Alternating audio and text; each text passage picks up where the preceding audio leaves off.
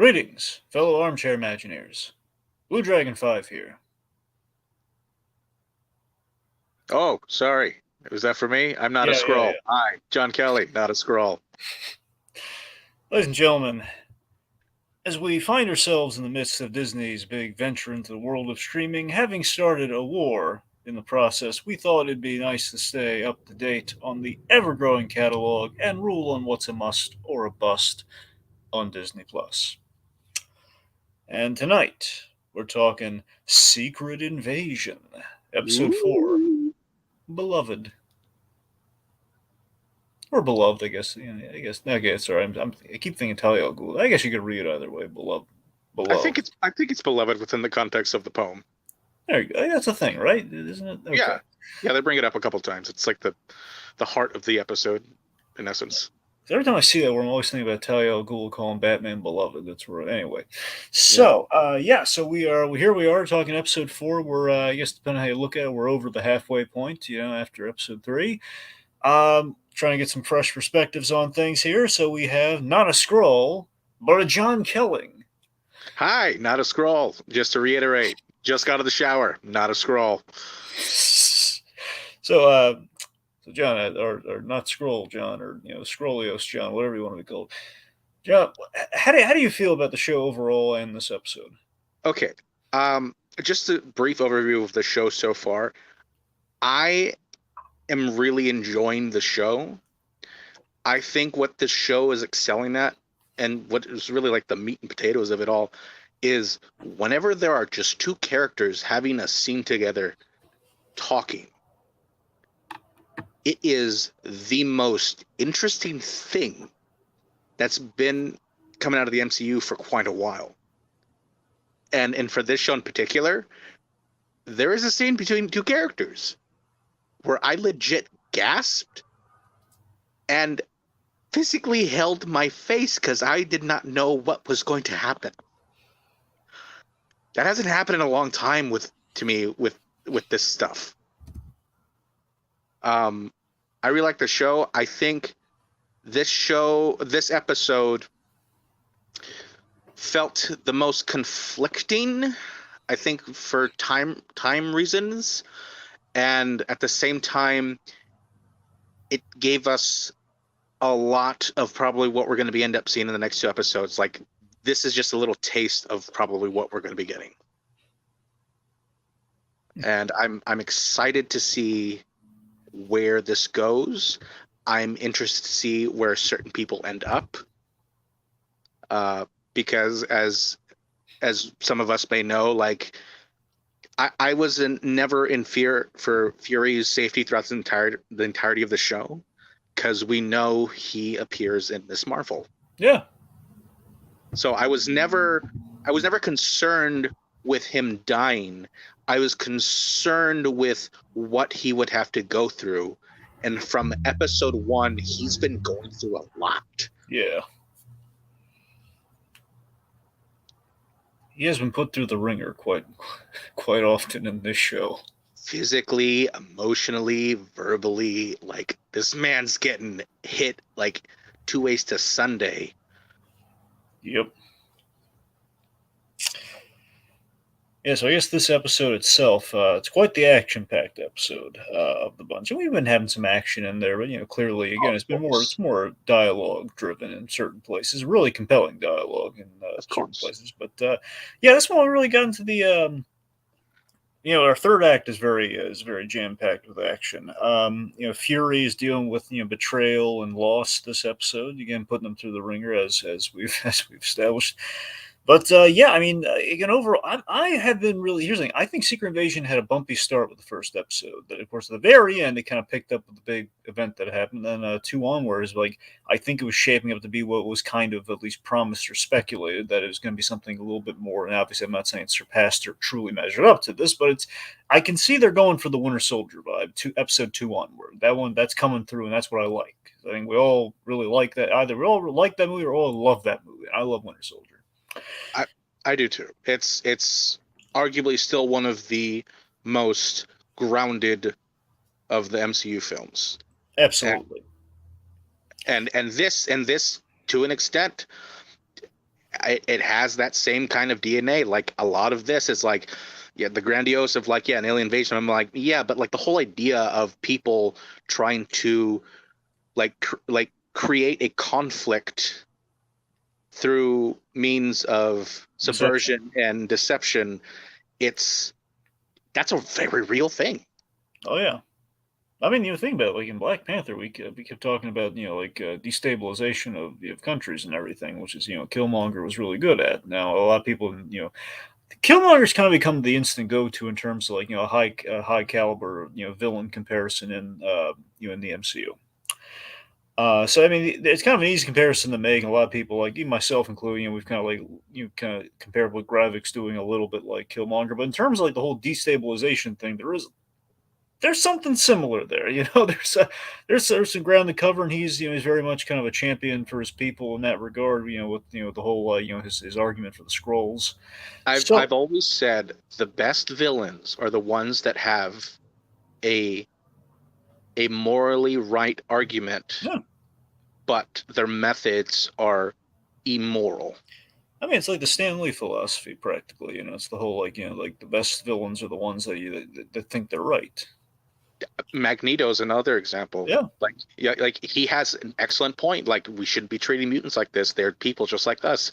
Doctor Doom. Doctor Doom thinks it's not so much like I want to destroy the world. Like no, I can save the world if they just give me the chance. Yeah, there's nothing. There's no law that says I can't rule that I can't try to rule the world. That's not Yep. against the law. Just walk up to a cop saying, "Sir, I'd like to rule the world." Can't tell you no. Diplomatic immunity. Yep. All right. So yeah, so I guess getting into the specifics of this episode. So yeah, we've let's see. So we saved Gaia. So yeah, I was rather shocked in the last episode where we shot Gaia, and she is very much a goner because when Skrulls die, like classically in the Secret Invasion comic and everything, just in general, when Skrulls die, they're mortally wounded. They revert to they can't concentrate on the shapeshifting, so they revert to their Skrull form. And she did that, and so I was thinking, okay, I don't think and she's come back. But then we do a little not retroactive, but we kind of rewound the clock to see what she did right before this moment, and she very smartly, I'm sure Talos would be proud here. She souped herself up quite literally. She became a super scroll, used a little machine, and got a little extremist DNA in her. Yeah, and all that was set up before the last Yeah, like couple episodes. that's what I'm So saying. like, It's not coming out of nowhere, but no, that's no. what's good. Yeah, But and that was funny because like when that happened last week, I was like, oh, they shot her, and I'm like, oh, but they're not panning away from this point of view from the camera. Like either she's going to get up right now, or she's going to get up at the very beginning of the next episode. Because what they pulled at this one, it was kind of like a Brian Michael Bendis. It's like the start of the next issue. It's like, oh, let's go back a few minutes. no, it's very appropriate. So here's the thing, with the Gaia thing, it's a bit of a cop out, but given how this episode ends, I think it balances things out.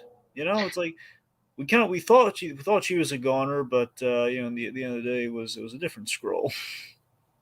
Yeah, I think the only thing about her not dying and almost coming back into the fold with her father and I guess Fury was that she immediately just walks off again. And I'm kind of like, I I don't know what they're doing with her then. It kind of just feels like they're still stringing her character along.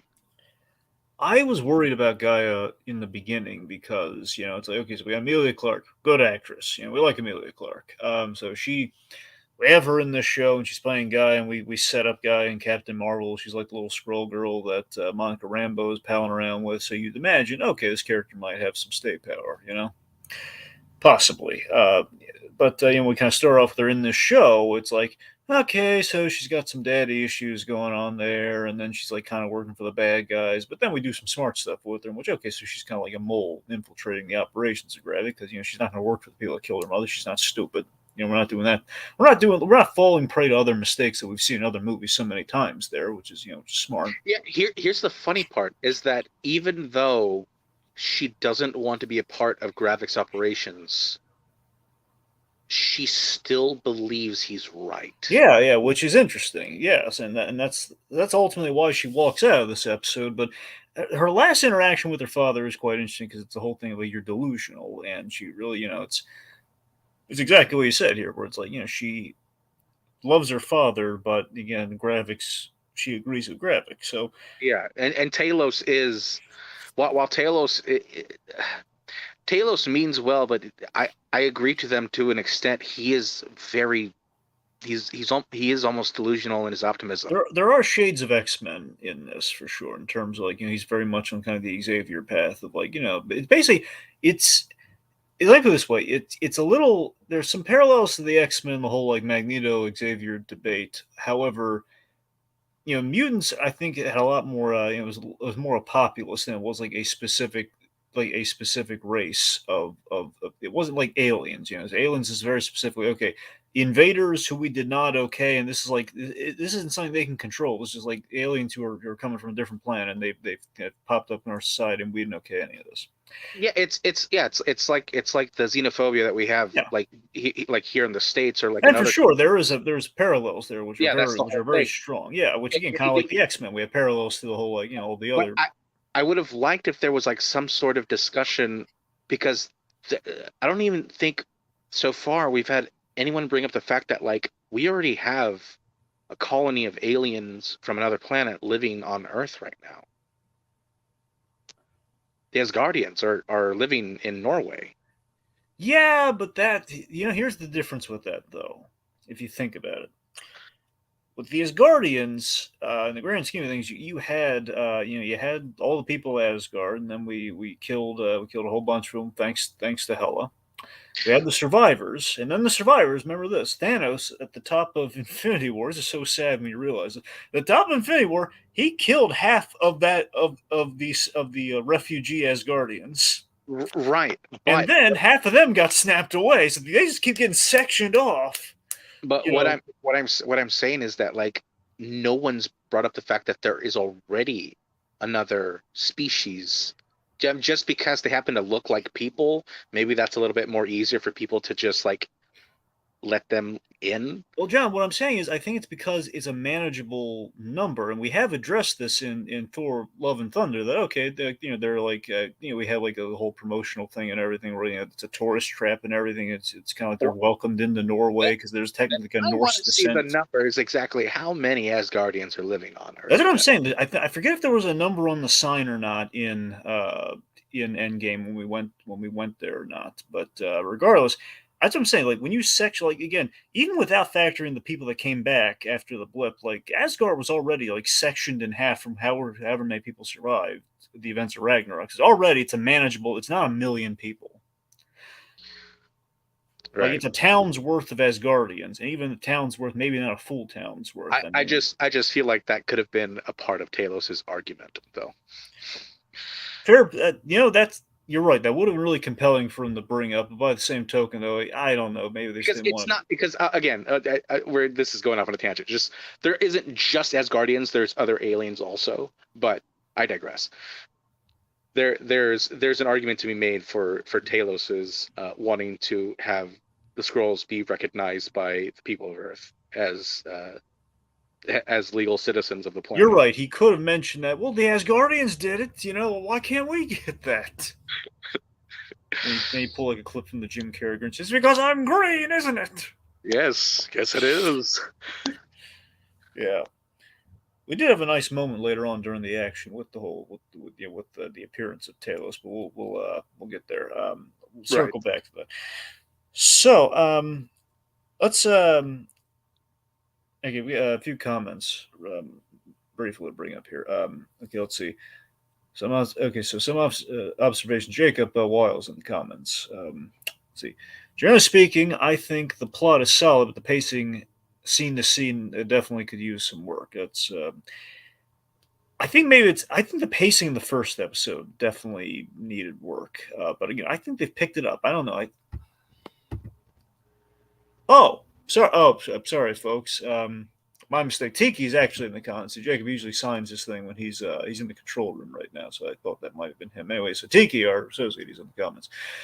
So yeah, Okay, at this point, I think Gravik has better motivation than Carly Morgenthau from Falcon Winter Soldier did. But man, this actor has even less screen presence than she did. Hmm. Uh, Jacob, can we?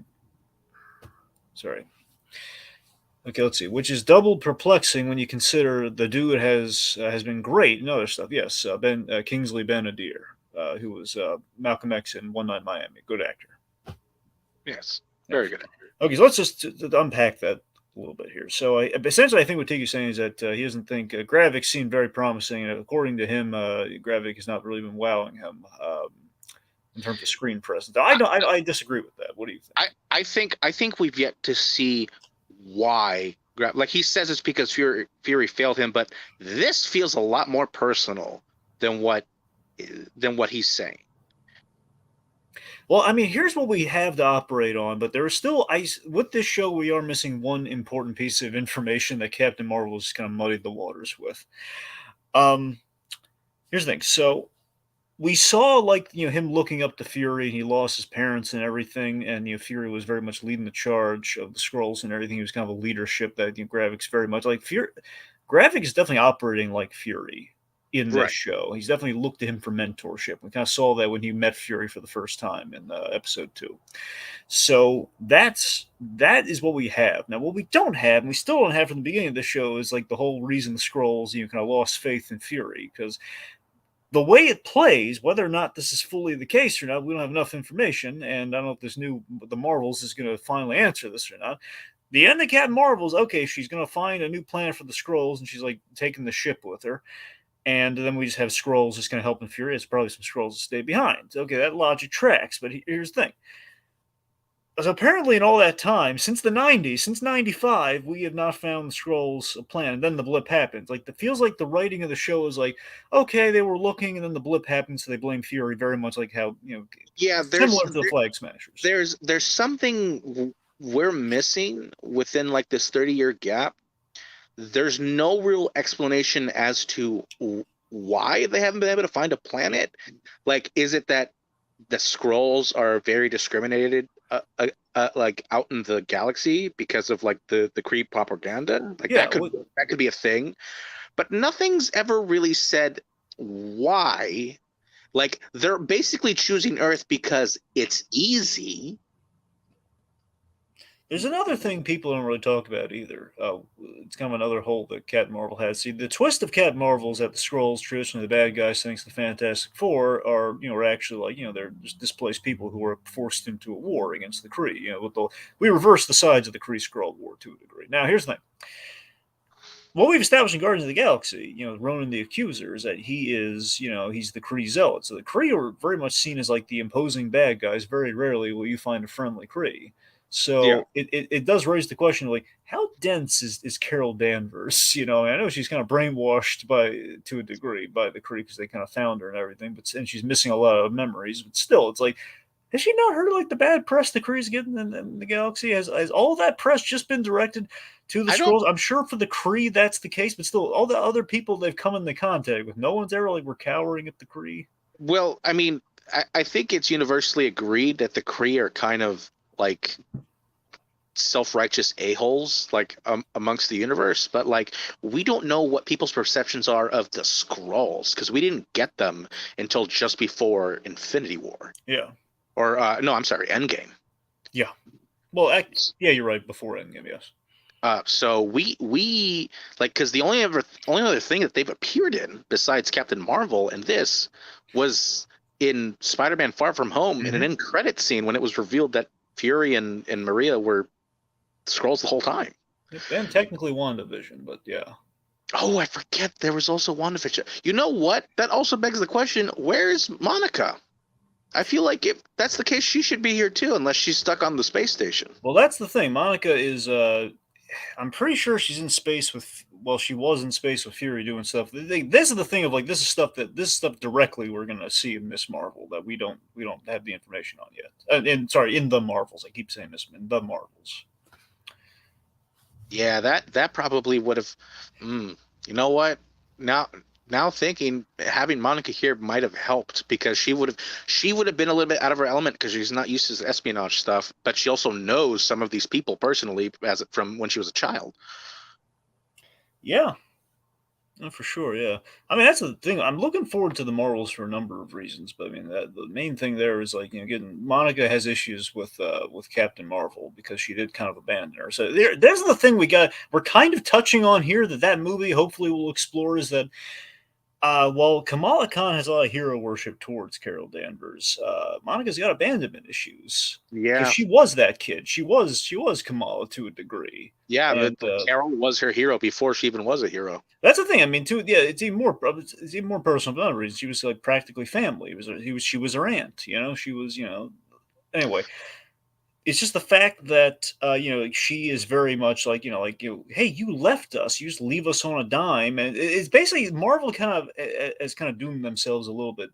This was unavoidable to a degree because if you're not going to do Miss Marvel, like the Carol Danvers persona before she became Captain Marvel, if you're not going to do that, which again would have been a big leap from just us getting boots on the ground, just kind of off the races in the beginning of They Phase almost One.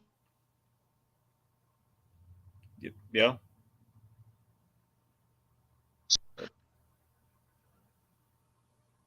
Hey, John, you there? Yeah, can you now hear me? now I can hear you. I think you cut out for a second.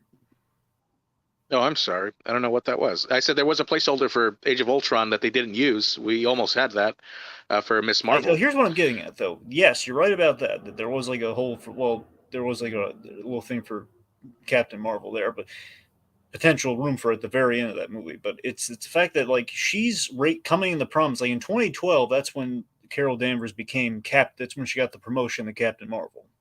So that's right Yeah, when we get the Avengers movie. So what I'm saying is like there's no way we could have like fully like just like gone to like full on space until we get to the first Avengers movie with all that. So it's kind of an indefensible position of like okay, so we have to wait until we can get one introduce like the space element until Guardians of the Galaxy, which is in Phase 2, and then might have been a little rushed that we done in Ultron. So it's just this thing of like Captain Marvel is this big powerhouse character, and the way we portray the empowering her by an Infinity Stone and everything, it's like yeah, there's a lot of things we could have used her for. It's always the thing of like, where are all the other heroes during these movies? Well, they're busy. That's an excuse you can buy. But Cat Marvel's like, well, yeah, she's busy, but also it's like we've gone back in time and set her up in the '90s, so retroactively we put her in the things, and it makes her look even worse. It's like, where was she all this time, man? The Rhodey. Guardians, Rhodey yeah, literally says, "Where have you been this whole time?" which there's gonna be speculation about Rhodey in that comment, by the way. Yeah, yeah, I know. Okay, well, let's wrap. We'll transition a little bit here. We got to get to the roadie stuff, middle second here. So I guess you know what? Let's just step out of Yeah, the shout. let's just jump to roadie. Called it. I think we all kind of did. Yeah, so roadie. That's the thing. If you listen on that phone call, it did sound remarkable. Like Don Cheadle was like, "It's got to be roadie," and lo and Oh, behold, it I was. meant, I meant, I called it before the show was even filmed. How long did you call that he was a scroll? When they announced that he was going to be starring in the show Oh, back at Comic Con. oh, okay. Sorry, I thought you meant like you called like he was a scroll like in things before this that he popped up in. No, no. Although So that begs the question. That's something we should talk about, though. somebody did bring up like about 6 years ago. Who was it? I think it was Nando V Movies on YouTube. He theorized that Rhodey would be the best scroll to have on the Avengers team. And lo and behold, So about that, so here's the thing. So now that we've confirmed that the roadie in this show is a scroll, there is a question of when was he replaced. So I think there are three schools of thought as to. I think there are three possible points in the MCU which he could have been replaced by a scroll. here's the thing about that before you say that.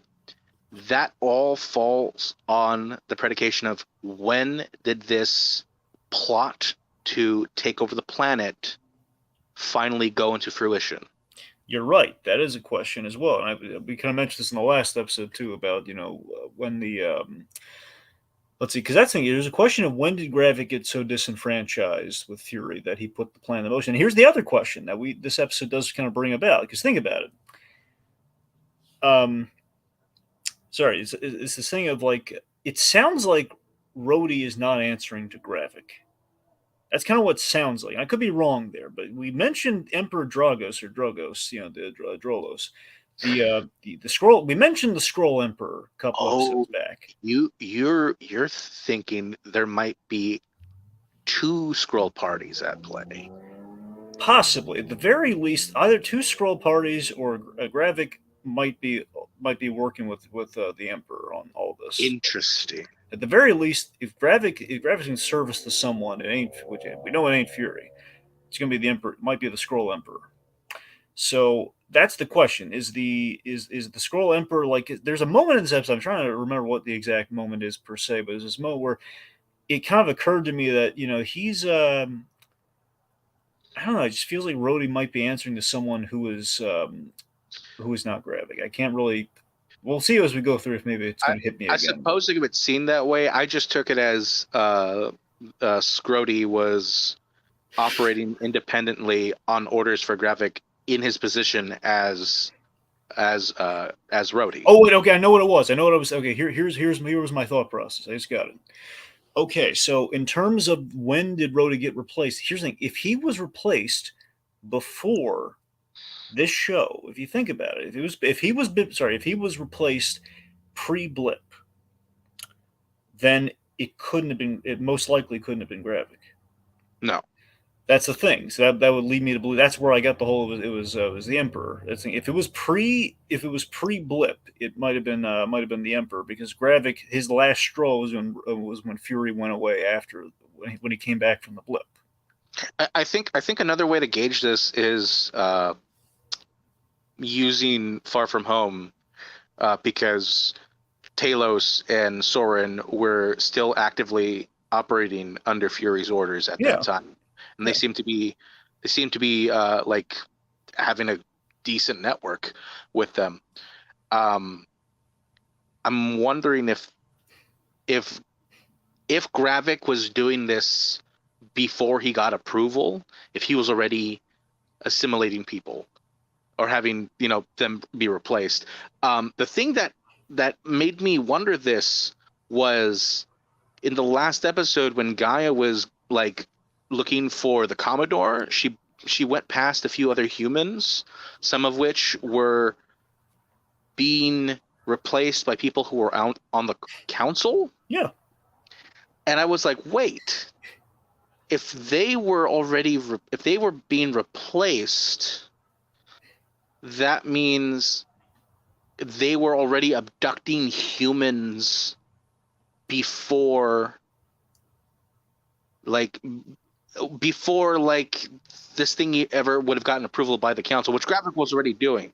But that means certain scrolls were just abducting humans and taking their place instead of assimilating people that either would have died or wouldn't be noticed, because some of them are like high ranking like government officials or like TV people. Personalities. Yeah. Yeah, it's uh, the timeline's weird in reflection to like when this plan was started.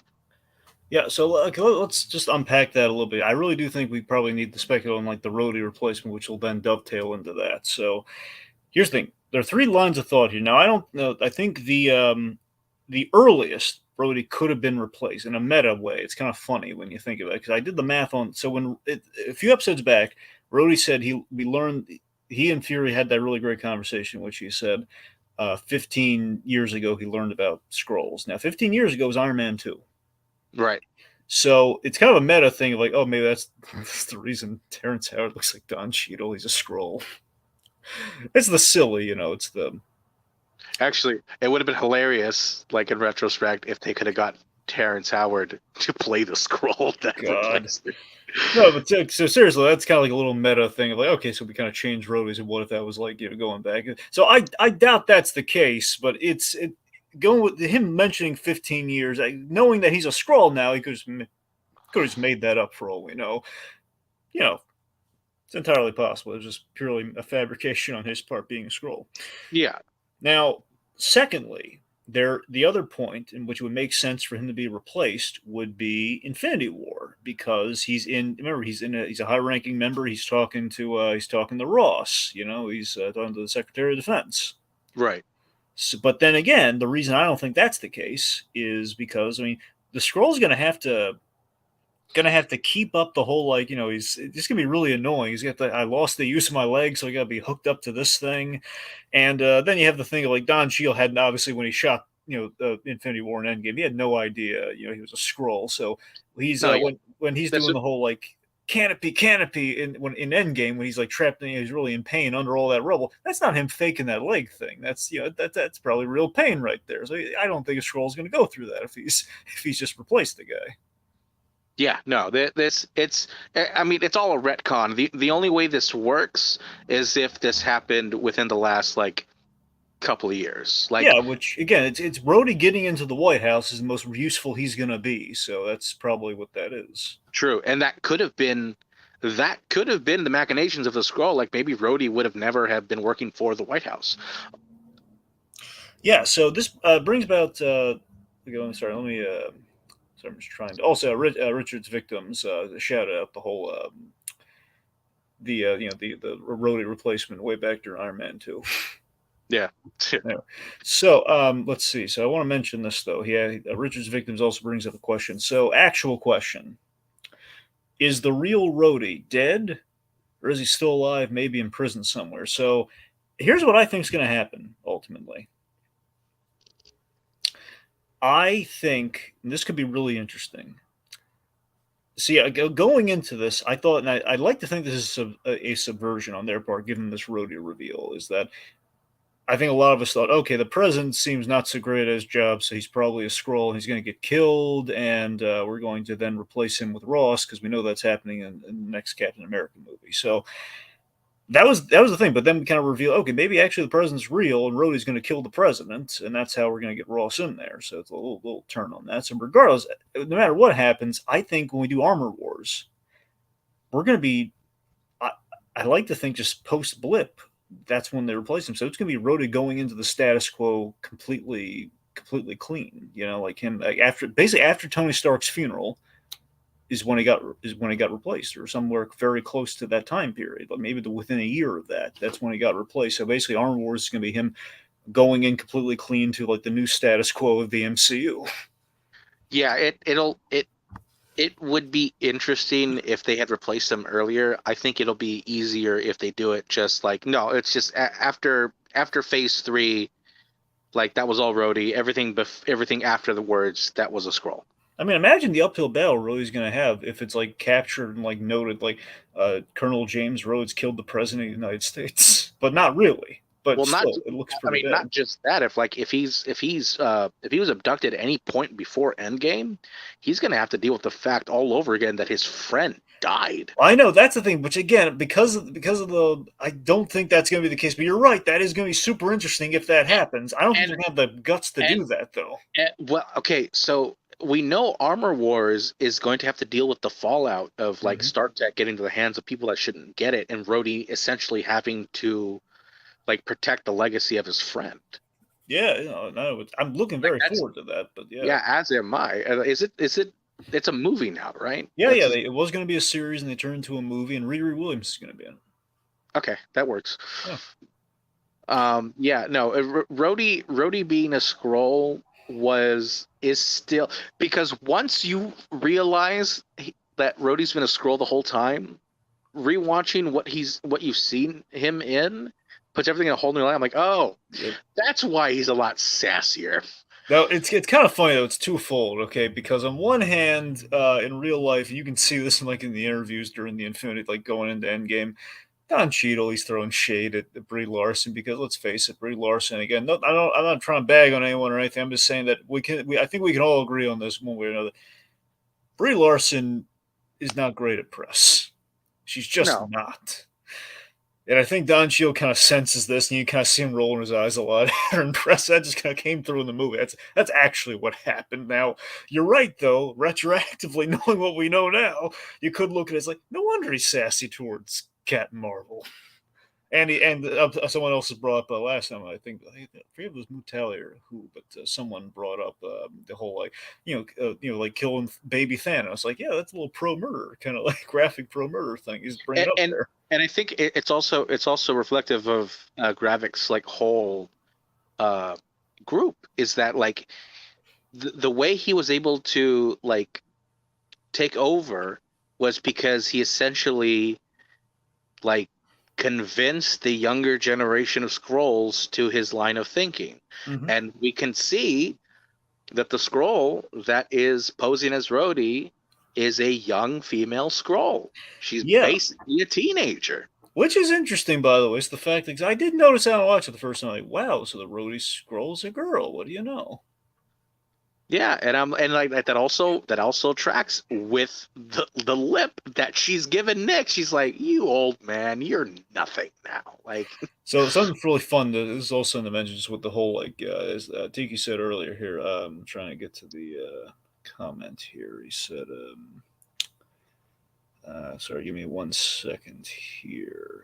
Oh yeah, here okay, we go. Loving Cheadle as a scroll, but at the same time, I kind of wish the scroll thing would have been more widespread to possibly them bringing other characters, not just hyper focused on him. But that's the double edged sword of like, and they called it out in the show smartly. The whole like we can't get can't get other superheroes in there. One for budgetary reasons, but two because then we'd frame up a whole bunch of superheroes, which would have caused the whole mess of problems. Also, doesn't help the Avengers are technically officially they're dissolved, so wouldn't even really have the stay power that what's funny is that it's Rhodey's the one that's asking, like, why don't we just get them involved? And I'm like, yeah, and I'm like, oh, because you don't know actually how to contact them. yeah. And I'm like, but you should, since you should have Colonel Rhodes like in custody, basically. Like he should be in one of those little friggin' holding pods. Yeah. So here's the performance of Don Cheadle as Skrull Rhodey, which is like fully unbound this episode. So Don Cheadle loves, he revels, and you can see it here. He revels in playing callous, fun villains. I don't know. Did you watch that Netflix animated like Agent Elvis show by chance? No, but I saw the new Space Jam. Oh, well, okay, there you go. There's a good sampling either way. Yeah, and Um, Ali G is basically just Skrull Rhodey. Exactly. So that's pretty much, and also you have like him playing basically a Nick Fury type in the Agent Elvis show. He plays his boss in the espionage kind of agency that Elvis is part of, and he plays it very. He relishes being like a real, just as the real morally compromised person. It's like, yeah, it's just Don Cheadle's having a blast being like corrupt. So so he's definitely had a lot of fun, and it shows. And this one, he wants Fury dead, either Fury or Patricia. If she refuses, just like, let's kill somebody, because I feel like it. you know, Yeah, one way or another, somebody's dying in that house. yeah. And also these are the implications. So we should probably just to dovetail a little bit of that. So we said the flashback. I like how we've been having the flashback. Things are kind of getting closer and closer to where we are now. So we It's have it's been it's been nice to fill in the voids, even though they're very brief. They give you a good idea of what their life together were like, more yeah, or man. less. I love the fact that we gave Fury a wife based on that one moment from Winter Soldier. I love that idea, and she's a pretty good character. I think she's very well performed, and they have like the whole beloved poem thing post Avengers. Like after his big moment of glory, they're having this nice little quiet moment of celebration, and the crux of this episode is. It's almost like a Mr. and Mrs. Smith kind of Mr. and Mrs. Fury kind of tense personal conversation going on. Yep. Yeah, the like I said, this scene had me aghast by the end of the little quick draw, because I had no idea how this was going to end. I didn't think Fury was going to die, but I was not 100% sure she wasn't going to make it Well, out that's alive. the thing. He would have had to kill his wife, which is going to be traumatizing for him either way. Oh, You know. oh, that is that is such that is such a great scene between the two of them. No, I for was sure, for sure. I was right there with the both of them, feeling so conflicted. I'm like, ooh, what's gonna happen? And at the end of the day, they love each other too much to hurt each other. But What it is over.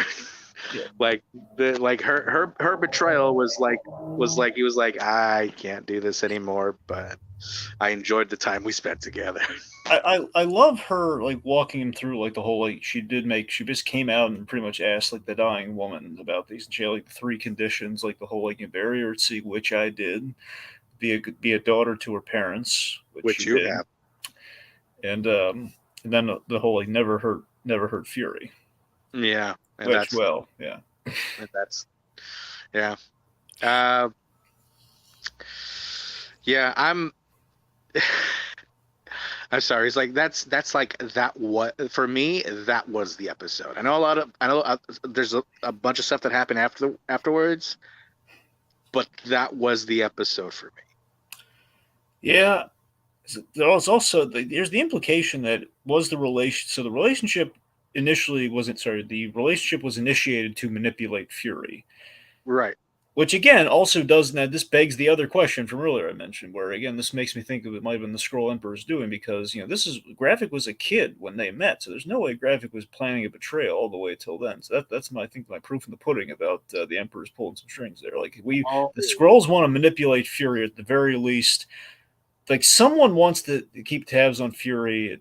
There's something going on there, right? you know what? Now that you've brought up the possibility that Emperor Droge might be involved in this, what if Gravik is the Emperor's son? I mean, that'd be. I mean, on one hand, that'd be cool, but remember, Gravik's parents are dead. At least that's what the story is. That's what we've been That's told. what we were told as an audience. That doesn't I mean have that. here's a question for you. Here's a question, but I think I just kind of answered it. The question is, what if Gravik is the Emperor pretending to be his son? But on the flip side, though, like Talos knows the Emperor's still alive. Actually, you know what? We don't know that No, because he's mentioned the Emperor. all he knows is that the scrolls that are not on Earth and that are out there are with the Emperor's colony.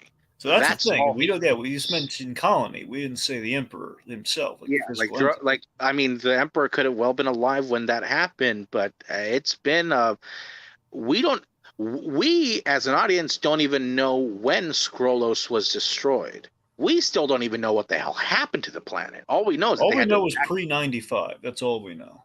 Right, that's it. But like the Kree Skull War is like historically, like in the comics, went on for like near the beginning of time. Like,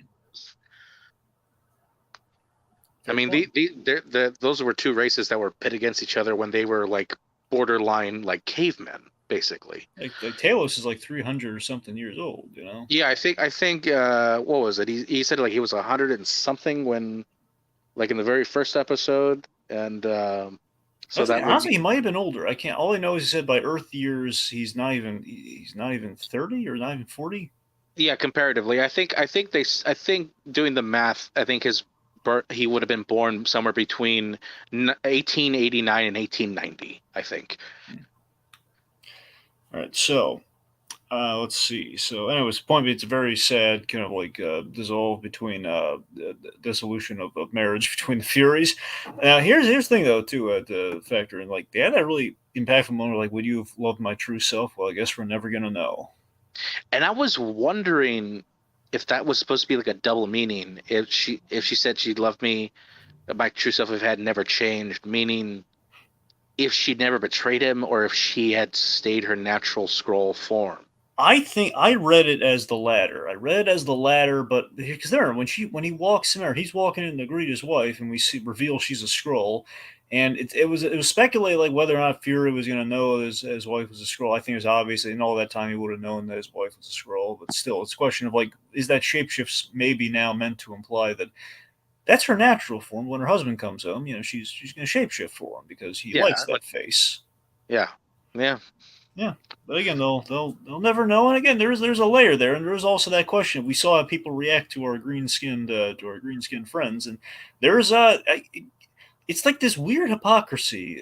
The show's kind of is circling around it. One could say the whole thing of like we're discriminating against a different skin color here, but it's Fury of all people, just kind of like Yeah, potentially doing that. But again, potentially we don't because he's friends with Talos, and obviously he's taken to the Skrulls. He married a Skrull. I mean, he can't. I think that that shows something there. I don't know. It's interesting. I mean, the fact that they're also using the fact that Nick Fury is a black man, like they're using that as part of his character in this story, is also telling for like what they're doing with the Skrulls as well. Yeah, Because Fury also weaponizes it in this episode. he does. He does. And I thought that was interesting because there's a conversation between him and Scrody in which we and Nick know that Scrody is a Skrull, Mm-hmm. but Scrody doesn't know that we know. Yeah, he still thinks like they're having like part two of that bar conversation. Only, however, when you look at it though, be it realistically, Rhodey's overplaying his hand in terms of like Yes. I'm maybe an outright evil now. Now that we, the audience, know that he's the bad guy or the bad girl. But again, within the context of like this is a child, like basically overplaying their hand, like this fits within the contents of like what someone of their caliber of maturity would probably pull off. Pappy's bourbon. Mm-hmm. Oh, he loves the Pappy. Ever had Pappies? No. Neither have I. I know one thing, it gets the thumbs up from Poppy, that Pappy's. Yeah. So I love the gag too, where the president's like, you get him a coffee. It's the fact that he loves that Pappy, and she loved the Pappy, and she drank it all. Yeah, like did you prepare with this for with half a bottle of bourbon? I'm like, well, the thing that flashed in my mind, I'm like, how do you know that? I'm like, that's some that's the kind of thing an alcoholic would pick up on. Yep. Well, it's a draining job. Yeah. More like draining bottles, but it's a draining job. Yeah, and Skrulls, maybe they have a higher tolerance for alcohol. No, I think that's absolutely the case here. It's just he's smelling it on her. I don't think she's actually drunk. It could be. I don't know. Drunk with power, definitely. Oh, yeah, you're right about that. So speaking of drunk with power, we should talk about the convoy attack. Ooh, that was fun. Yeah, this is a great sequence. Gravik's basically, so Gravik, and this I like the logic here that Gravik's attempting to frame the Russians for attacking the U.S. by make it nice and loud. So it's a U.S. convoy. We're in the U.K. and this is a staged Russian attack. Yeah. So yeah, nice building blocks for World War III. Oh, for sure. Plus, I mean, of all the targets, it's like let's just take a rocket launch and try and kill the president. Yeah, just casually. It's not the first time the president's been attacked. Yeah, but it's still not as cinematically though. No, I don't think we can ever. I don't think we're ever going to get anything as amazing as the Air Force One from attack. Iron Man 3. Yeah. Yeah, that one was pretty good. Yeah, it's true. I don't care what anybody says. That movie's great. Yeah. The movie's great, but then when we deconstruct the Mandarin, it's a thing of like in context of that movie, it works great. There's no Mandarin in that movie. I know that's the thing, though. So now we have retroactive things to factor in now, which I mean I think kind of help. But in when you take that movie on its own, even without Shang-Chi, I still like the depiction of the Mandarin in that movie. That it's a manufactured boogeyman. That's what I'm getting at, John. Is that in the vacuum of the movie, taking the movie on its own, that is a great take on the Mandarin. Yes. But in the broad spectrum, building a Marvel Cinematic Universe in which we have all this thing with the Mandarin, it's like, well, we kind of built up another guy. And the other guy was really cool, though, but then we killed him off after a movie. So it's like, well, that was, Yeah. Well, I mean, we'll get more of him later, so don't worry. I guess. Yeah, we got him coming back in an episode of What If. So still, What If doesn't count. That's a multiversal kind of. But we're in the multiverse saga now, baby. True. Yeah, you're right. I mean, okay, fair enough. Okay, so let's see. So, anyways, Gravik we saw that he upgraded himself into a Super Skrull, and we got to see more of him in action beyond the extremists. He used the Groot arm as like the Mr. Fantastic arm. It was cool. Now, was it just me, or was the Groot effects in this scene the only thing that looked a little janky? Well, I mean, as far as I know, when you saw it stretch, you could tell, like, okay, that's Groot's arm. You can see, like, the wood on it. Oh, it wasn't the stretch. It was the snapback that was weird to me. Here's the thing. I was so caught up in, like, oh, guys got the Groot arm. I didn't notice the snapback. Yeah, no, like when he grabs that when he grabs the I guess it's the Secret Service Yeah, agent. yeah, yeah. When he grabs the Secret Service guy and like pulls him close to like crush him, and I'm like, ooh, that looked a little weird. I'm like, maybe they should have worked on that a little bit and rendered it a little bit more before putting it Well, out. they're on a budget, Yeah. unfortunately. They say they're on a budget, but then again, it's Disney. Well, Like that's the how? thing right now. Well, John, Disney's hemorrhaging money these days, sadly. Yeah, yeah, I believe that. Sure. Oh, fine, sir. Let me put it this way: Disney's not is not distributing their money in the way they should. So because of Uh, that, they're Di- collectively they're hemorrhaging money. Disney's hemorrhaging money for Disney. Yeah, that's the thing. In terms in Yeah. greedy corporate terms, they're hemorrhaging money. I should be Oh my more God, we're not okay. making hundreds of $1 billion, just $99 billion. That's the thing. It's like there's this thing of like, hey, let's we got to put out shows. Are we going to put money behind these shows? No, because we're going to put money into other stuff that it's like they're going for quantity over quality. It seems a lot recently. So Well, they got my annual fee for Disney Plus, so that's the thing, though. It's like you can't beat it because it's this thing where like Disney Plus is in trouble, and yet we're not just putting the shows out on Blu-ray so we get people's money twice. For the people that want Yeah, it on day one, and then ultimately people are going to buy it again. yeah, that's And weird. here's an idea, maybe to get people to buy again, we include bonus features. We put Bonus really cool features, bonus deleted features, scenes, behind the scenes, commentaries. commentary. Novel idea, Disney. God, I miss I commentaries. know. The only commentaries I've been getting on the regular, with very few exceptions. I mean, it's Pixar's only had one movie that did not have commentary, and that was because of the pandemic. Just one. Luca. Luca's the only Pixar movie ever without commentary. And beyond that, to the Marvel side, Marvel usually has commentaries, except for the Spider-Man movies, because they're terrified about having people talk about the Spider-Man movies over at Sony. Yeah, well, we'll see in a few years when everything gets dissolved again. Exactly. So, point being, Disney Plus, you have to do better. You have to do better, Disney. Yeah. Thank you, Captain America. Now go back, now go away for a few years until we need you. Okay. Love the costume. Don't change it. Ah. Yeah, you see the new costume? Yeah, I miss the white. Yeah, I know. Me too. All right. Whatever. Well, we'll see. We haven't seen the full thing yet. Maybe it'll No, look I'm good. not. I'm not. I'm not. Again, I'm not dogging on Brave New World. Well, I'm just.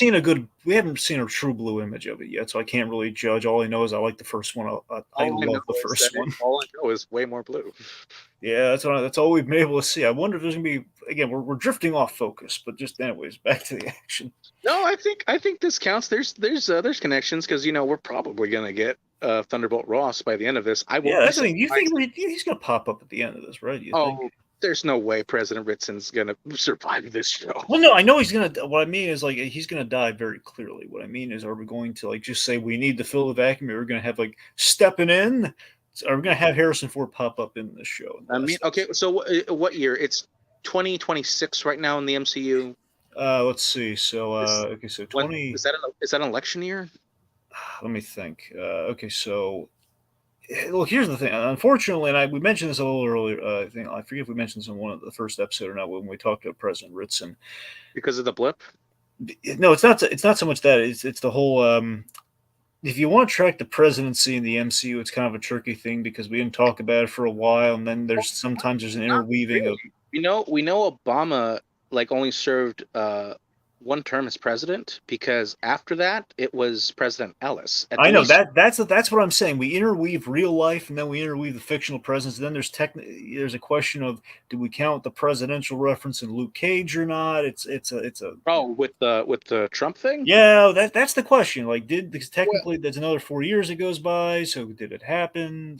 well, when did that was that season 1 or 2? That was season 2 of Luke Cage. Okay, so by then, Mhm. because I think most of the Netflix stuff happened before Infinity. Okay, because I've always been of the mind to say if it was made with the intention to be connected to the MCU, as far as I'm concerned, unless they say otherwise, it's connected to the MCU.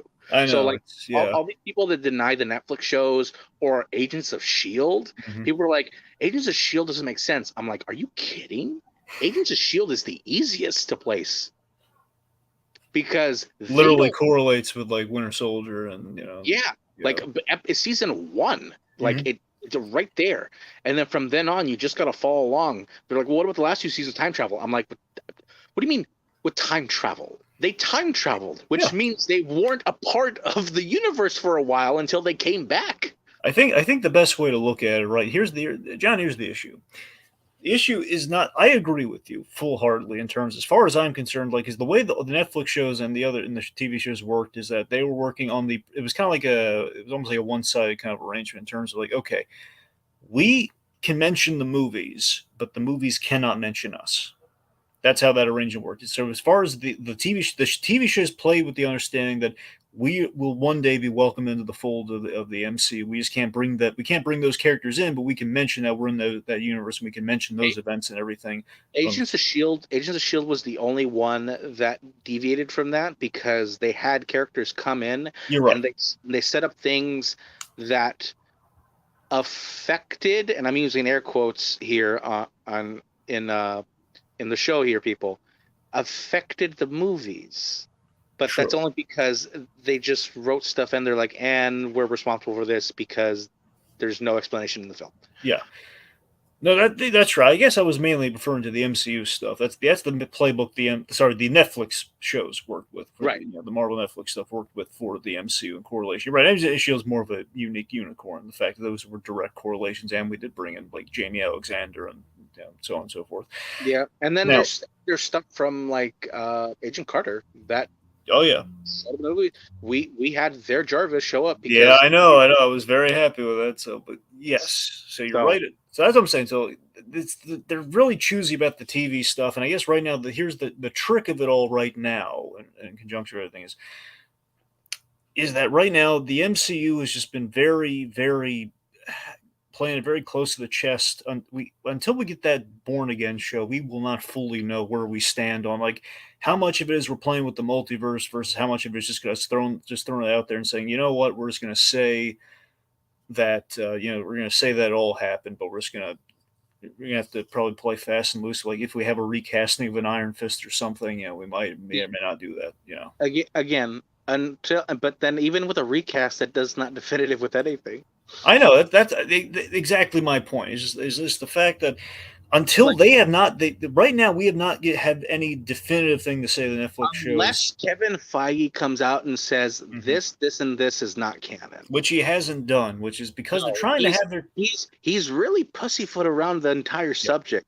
He's like, well, we want people to enjoy it, and I'm like, yeah, but we also want some confirmation, See, Kevin. that's the thing. Every time we get so close to them, like having a thing where okay, fine, well the kingpin's here. We have to address like where do we stand in all this, but then we kind of find a way around it. It's like we're still and there's Daredevil. It's technically everything we have in his appearance is it's disconnected in the sense of like we don't really have to address all like things that would be proof in the pudding of like okay, this is in connection to the show. So far, nothing is contradicted the No, shows yet. nothing has contradicted the shows. Yeah, not yet. Like Which yeah. like how some people claim it has, and I'm like, Yeah. you're out of your mind.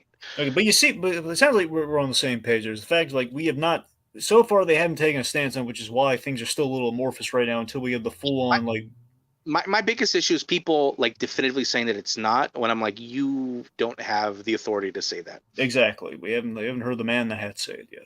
Yeah, unless he wears a hat that says it's not canon, it's still canon. True. Okay, so the big event of this episode. So again, we have some cool action. We have super Skrulls. But Really, very effective, and I think something you wanted to get to with Talos was him being revealed on the field as an alien. yeah, and people are freaking out, like, oh god, alien's trying to kill the president. Like, no, no, he's on our side. And they're like, oh, all right. Yeah. Thank And I'm goodness. like, oh, maybe Talos has a point. Yep. Also, it's a great visual too, of like with him wounded. We have like the half Skrull face and the half human face. It's good that And cut. and I guess it has to be like half makeup and half like computer generated imagery because that like it was like reverting back to Skrull slowly, Hmm. but clearly this like the more Skrull side that was clearly prosthetic. Yeah. So yeah, they were doing a really good job. I also think they fixed something which is an issue I had like the last couple times the scrolls appeared. The scrolls don't sound like they're wearing makeup and false teeth anymore. I guess they figured out maybe we should ADR these people. Yeah, because that was the one that you look. Ben Mendelsohn's a great actor. I like how he plays Talos, but yeah, you could kind of marvel he was. He had a lot to kind of talk through with the teeth. Yeah, and it was especially like noticeable in Spider-Man. Yeah, well, to be fair, they always have him like drinking like sugary stuff. Cause Skrull's like sugar. It's kind of like the alien logic from Men in Black. The whole like the bug guy liking sugar. Another Marvel connection. Vincent D'Onofrio playing Edgar Bug. Um, Sorry, it's a yeah, deep pull. Just one. no, I got it. You know, more sugar. Um, so I guess we should talk about the We killed. climax of this episode. That yeah, like talk about getting to the point right into his heart. Uh, Talos is dead. Yep. Yeah. I wish we didn't bring up the chocolate milk point when we said Talos is dead, but yes, it's it's. Um, Yes, we killed Talos, and it's pretty big. Fury's. Here's the thing: we've been killing off all of Fury's friends, and Talos is like the last friend that he had. Talos is like the last friend he has. You can Because count like them on one hand the amount of friends, the true blue friends that Fury had that were not Avengers. You had Maria hell, Hill, you had Coulson, you had Talos. even the Avengers, like Tony, Black Widow. Mm-hmm. Yeah, I Tony. mean, Captain America's no longer around somehow, for some Yeah. reason. Well, again, it's still up in the air. Well, literally up in the air. Is he on the moon or not? But still. I don't know. Be funny if he's on the space station. But yeah, like we're just dwindling down Fury to just to be him alone, and it's going to be interesting. Now, I don't remember, was there a shot with Everett Ross that we haven't seen yet in the show that was in the trailer? Well, that's the thing. None that I can recall. 'Cause the only shots we saw of Everett Ross when he was sneaking around, which is part of the chase in the first episode. So I You can't see, recall I seeing it. distinctly remember a shot of him in daylight with a full beard. Hmm. All right. Well, he definitely didn't have a. I have not seen him with a beard, so Well, no. no, because if you're a Skrull, you would look clean shaven, but if you were captured and you were stuck in a pod, your beard would grow out, wouldn't it? That is a very good point, my friend. Yes. Plus, Um, remember, he was replaced most likely. Here's the question: when we see Ross in the opening, and he's kind of on the run, like you could look at it two ways. See, at the end of Wakanda Forever, he was fired.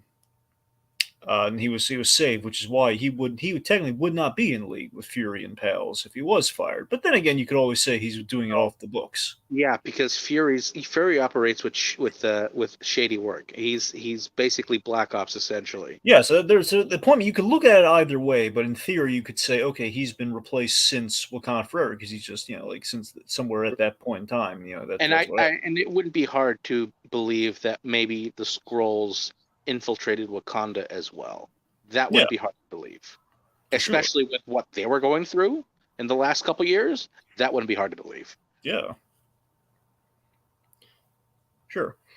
So there's a question of it could have been is that like the reason like they were able to swap out Ross and because he was and basically get one over on Fury and company. It's like okay, so he's like still in the fold and everything, but he's but Yeah, anyway. But you're right though. Ross was replaced, so we have not checked in with the real Ross. So assumingly, because that Ross most likely had memories and stuff, and if they have memories and stuff, they have him locked up somewhere. So him and Rhodey, they're captive buddies. yeah, we got that. We got him. We got Rhodey. I'm still expecting yet one more big reveal of a Skrull infiltrator somewhere. I don't know who. Well, let's Maybe see.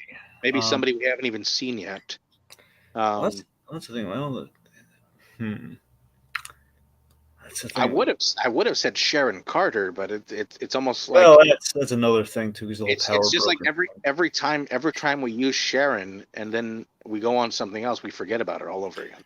Plus, I mean, now Sharon's in a complicated place because she's going to. I was not crazy about the power broker decision with her. At the very least, the fact that we kind of left it unresolved, and it seems like my Yeah, hope is see, that she's going to be a bad guy in Armor Wars. That's my hope, yeah, or at the very see, least, that she's going to be it in Armor works. Wars. It works if she was a Skrull because then you can retroactively make it so she was trying to gather powers for the thing. But That is a really good. Actually, you know what? I did not think that's a really good idea. That would actually. I would probably fix up the power broker thing too, and give like Rhodey some trauma in Armor Wars if she is to appear in that. she was also one of my go-to scrolls for like when they announced Secret Invasion. Ooh, I did not. I mean, you were very perceptive on that. Yeah. Yeah, So Sharon would Taylor, make a lot of sense. Sharon would make a lot of sense, especially after Falcon and the Winter Soldier. Yeah.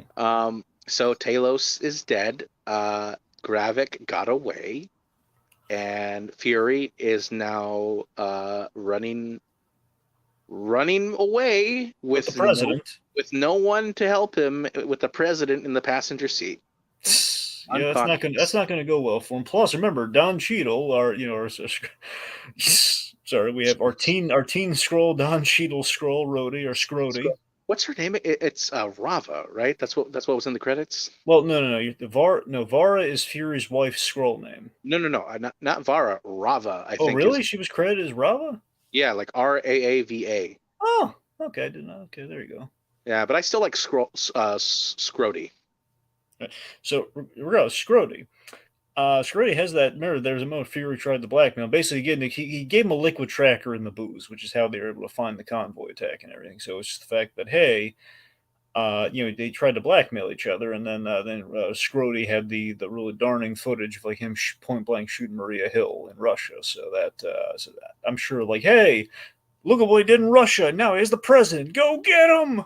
Yeah, yeah, because there's a line in the trailer that he's the most wanted man on the planet, Give and me I'm more like, Pappy. this is what's gonna happen. Yeah. Um, I remember there was like an unused storyline from Endgame where Rhodey was supposed to be vice president at that time.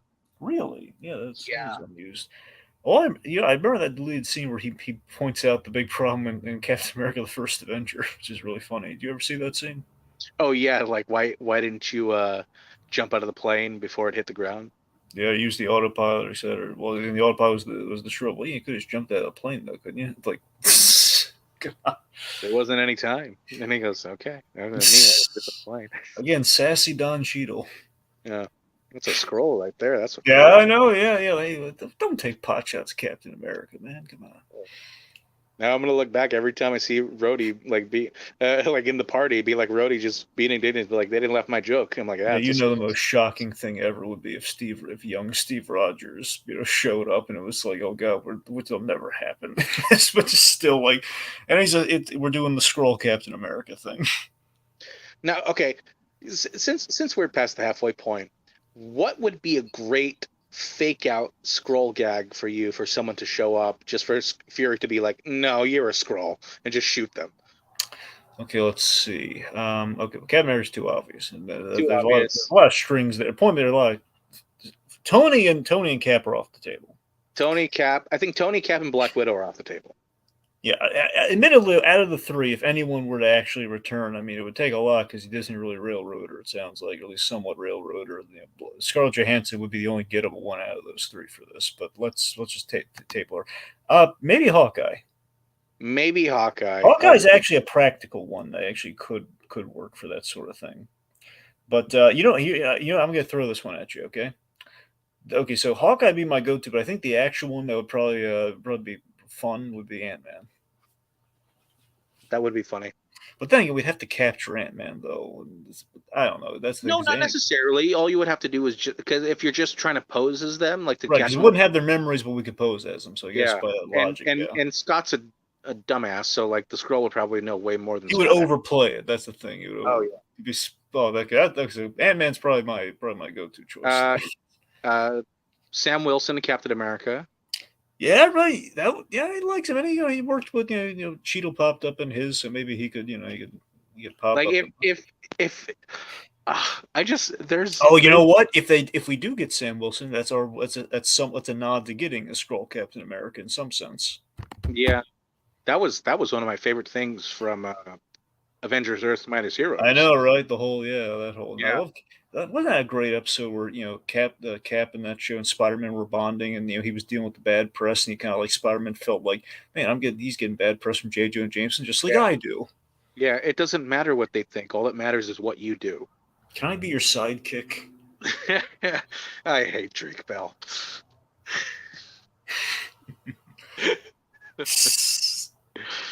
Like period, or just a Spider Man? I mean, I don't. I mean, he's not a great guy, and as Spider-Man, he's kind of abysmal. He wasn't as bad in Earth's Mightiest Heroes as he I don't was think in. it's just one episode. That's the difference, you He's know. in, he's in three. Or get at it. I don't think he's in three. Are you sure about that? He's in Along Came a Spider. He's in New Avengers, and he's in the last episode when they take on Galactus. Huh. Okay, fair point. Look at how much of a speaking role he has in those other two, though, because he's like full on in the episode with Cap. Well, I mean, in New Avengers, he's sort of the team leader for New Avengers, like when they're taking on Kang. Hmm. All right. Well, again, I got to revisit that, but maybe you're right. You're probably right.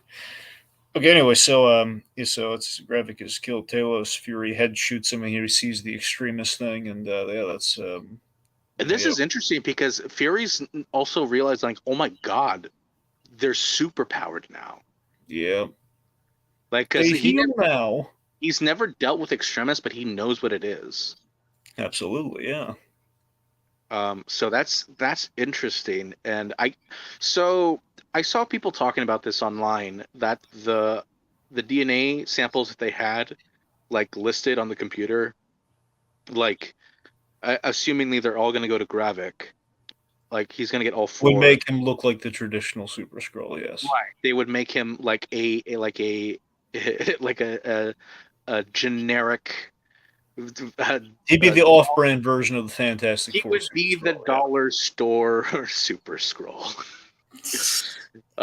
Which I assume is because they maybe want to use the scrolls again as a potential antagonist. At the very least, the Super Scroll, the actual Super Scroll, which his name is Clert, uh, as a Fantastic Four villain, which would be cool. Although I'm curious to see what, if any, other superpowers they may have harvested, because I kind of want to see what that looks like when you have a bunch of super scrolls with various powers. Yeah, that's the thing. We know what we know what the initial lineup of powers are, but yeah. Yeah, it's funny. Like if they looked into it better, they could all just have magic, Fair point. because that's an achievable power set. You just have to practice.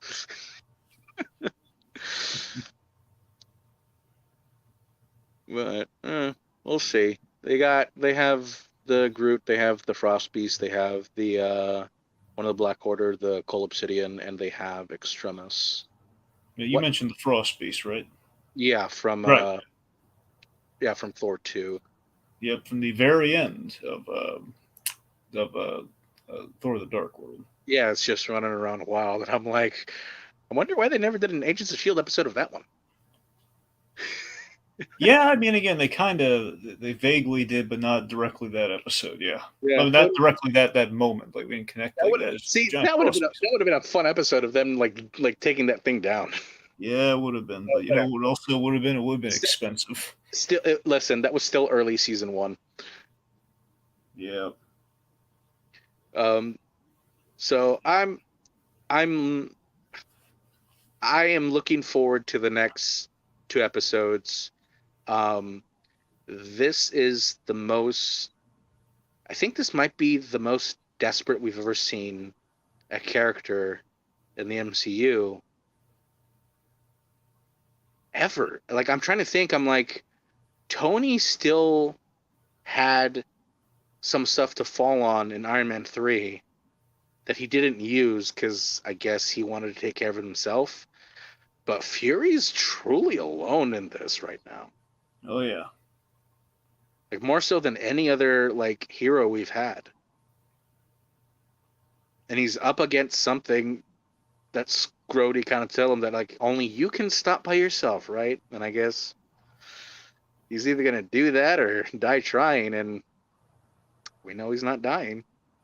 So I'm looking forward to see how Fury pulls this all off.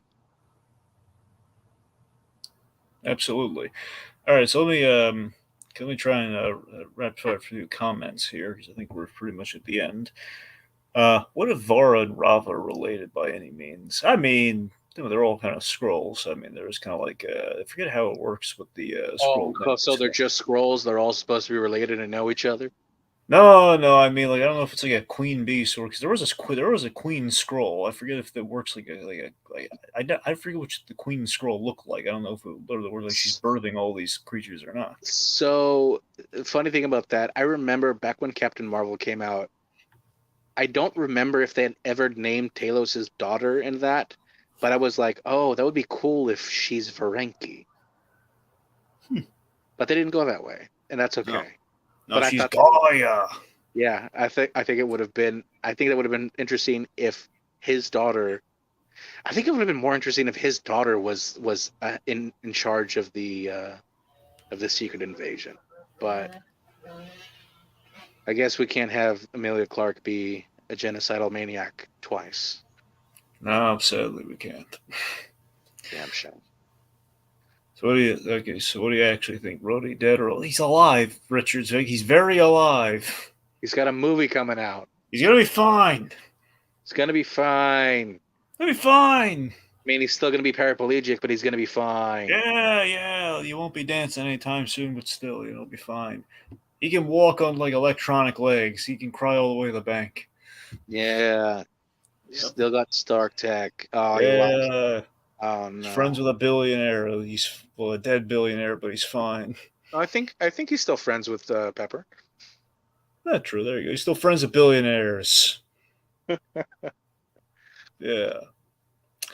All right, well, I think that's okay, man. I'm trying to look through here, see if there's anything because I know Jacob earlier said time travel has chocolate milk in Men in Black 3. Yeah, It does.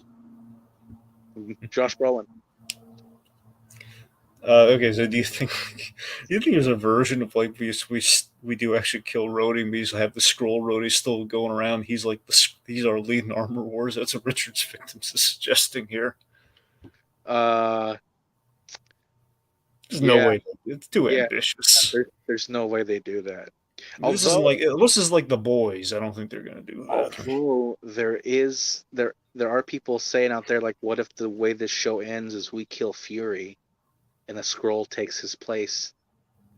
Here's the thing: if Talos did not die, I would entertain that possibility. But Talos dead, like Talos paying tribute to his friend in that form might be.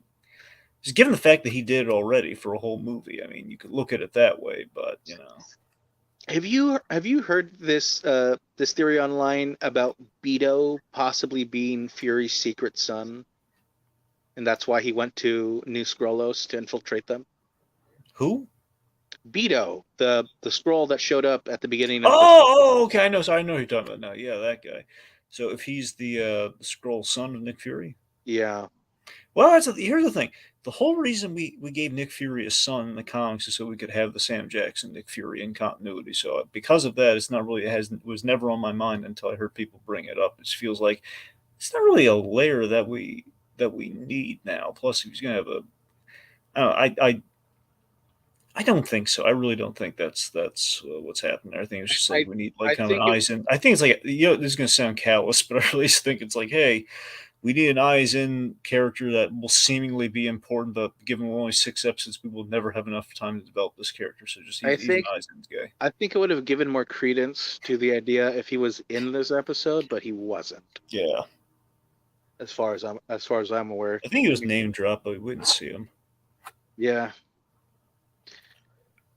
but no, this I think I think the thing the show does best is the one-on-one scenes. So I'm looking forward to that more. The action has been good. The espionage has been great. Um,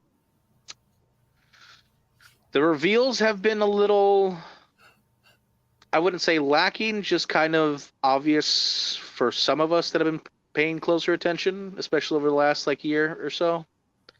Just kind of thinking about these things. But I think for the average watcher, it's probably a lot more shocking. So I can only speak for myself and assume what general audience was they. I need evil roadie spin-off dragon. That's what Richard's victim says. Evil roadie spin-off.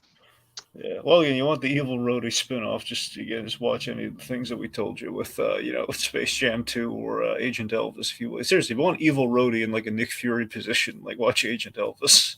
That'd be fun if they capture the evil roadie instead of kill her, and then she just stays in Rhodey's form while she's in prison.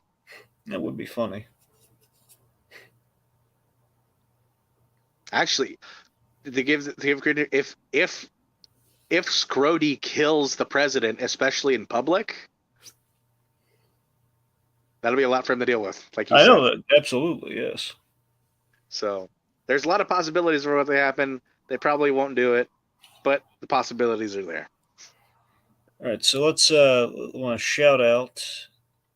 You can want to shout out the fine commenters that joined us this fine evening. Of course, we have Tiki. He showed up. Richard's victims. Let's see. Richard's victims. I'm just trying to make sure I don't miss anyone here. As I saw, okay, executive judge, new name. And yeah, I don't think I'm missing anyone on this. Of course, Jacob behind the scenes as well. Scrody sounds dirty for some reason. Oh, that's just because it's about a consonant away from scrotum. Yep, which we called out with Thanos, so it's an alien thing. Plus, also, when you think about it, though, I mean, the Skrulls traditionally, design-wise, you can still see it in the design we have in the MCU. They also have like the Thanos like kind of scrotum chin going on, so it's still and there. I think it's a little bit more pronounced because their chins actually split into like a fork, so it's more scrotum-like. Yeah. So, bridging off of that real quick, Richard's victim says, okay, one final prediction. King Charles is a Skrull in the MCU. I mean, it's possible. Not likely, but it's possible. I feel like if you dislike anybody, you could just easily claim they're a Skrull. Yeah, no, easily, There's no, yeah, there's no law against it, so it's fine. Yeah. All right, that'll do it for us this week. Well, as we holster our remotes, till the next installment calls for the draw. Mano a mano, just Plus and Us. I'm gonna go take a shower now. I'm not a Skrull. Thumbs up from Pappy.